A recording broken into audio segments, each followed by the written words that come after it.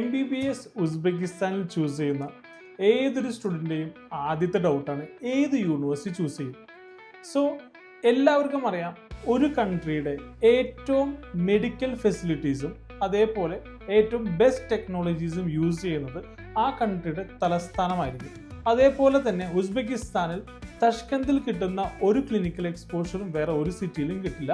ഈ സിറ്റിയിൽ ഫേമസ് ആയ 3 യൂണിവേഴ്സിറ്റികളാണുള്ളത്: Tashkent medical academy, Tashkent paediatric university, Tashkent medical and dental institute.